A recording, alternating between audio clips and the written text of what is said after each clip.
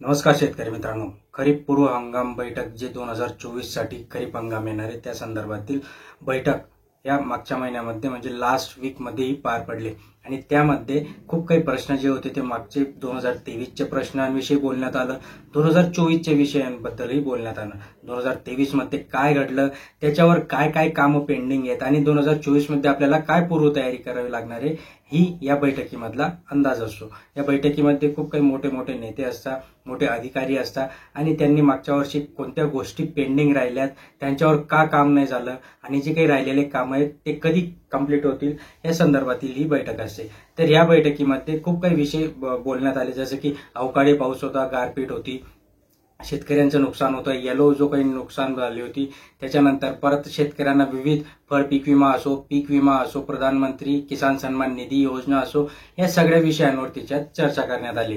महत्त्वाचा मुद्दा आपला हा आहे की जो पीक विमा होता, खरीप पीक विमा 2023 संदर्भातील आपण बोलतोय, तर त्या संदर्भातील जे काही शेतकरी अपात्र होते, जे शेतकरी वेटिंग मध्ये होते, जे शेतकऱ्यांचं नाव आले होते बट त्यांच्या अकाउंटमध्ये पैसे डिपॉझिट झाले नव्हते, का डिपॉझिट न झाले होते आणि मग पुढची तयारी कधी होणार आहे ते सगळं या बैठकीमधनं झालं।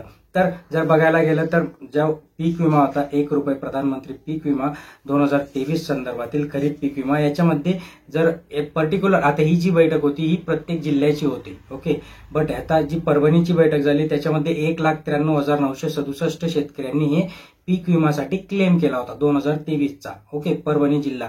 तर याच्यामध्ये त्यांनी बहुतेक शेतकऱ्यांना अपात्र करून टाकलं। अपात्र काय केलं की 72 तासाच्या आत तुम्ही ती जी माहिती द्यायला पाहिजे होती ती माहिती दिली नाही।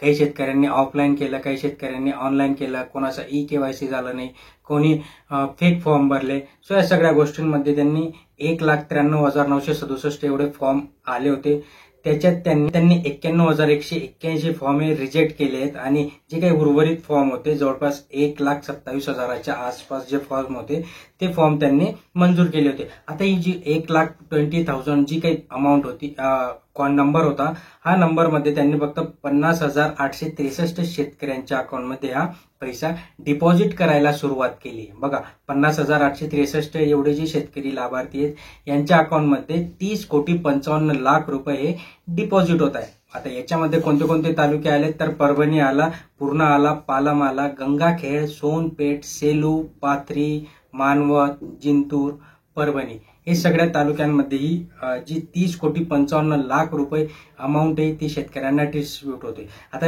राहिलेले शेतकऱ्यांचं काय, 51,983 शेतकरी हे अजून वेटिंग मध्ये आहेत, यांच्या अकाउंटमध्ये पण लवकरच लवकर पैसे डिपॉझिट होतील। यांचा क्रायटेरिया कसा असतो की जे काही पैसे असतील ते पैसे, आता मागे एक GR आला होता, त्या GR मध्ये सांगण्यात आलं होतं की पीक विमा कंपनीने जी काही अमाउंट असणार आहे, जी काही रक्कम असणार आहे ती डायरेक्टली केंद्र सरकारच्या अकाउंटमध्ये डिपॉझिट करायची आणि मग केंद्र सरकार ती अमाउंट डायरेक्ट शेतकऱ्यांच्या अकाउंटमध्ये डिपॉझिट करेल। कारण की मधले जो घोळ होत होता, पीक विमा कंपनी रिजेक्ट करत होती, बहुतेक शेतकऱ्यांना ₹10 द्यायच्या ऐवजी फक्त ₹2 देत होती, तसं व्हायला नको म्हणून केंद्र सरकारने GR काढला होता आणि त्या GR मध्ये स्पष्ट सांगितलं होतं की जी काही अमाउंट असणार आहे ती डायरेक्टली केंद्र सरकारच्या अकाउंटमध्ये टाका आणि केंद्र सरकार ते महाडीबीटीच्या अंतर्गत शेतकऱ्यांना डिपॉझिट करेल। सो असा ओव्हरऑल हा एक अपडेट आहे की जेणेकरून आता जे काही राहिलेले शेतकरी इतर जिल्ह्यातील त्यांनाही अशा बैठका होऊन त्यांच्याही अकाउंटमध्ये याचे पैसे डिपॉझिट होतील।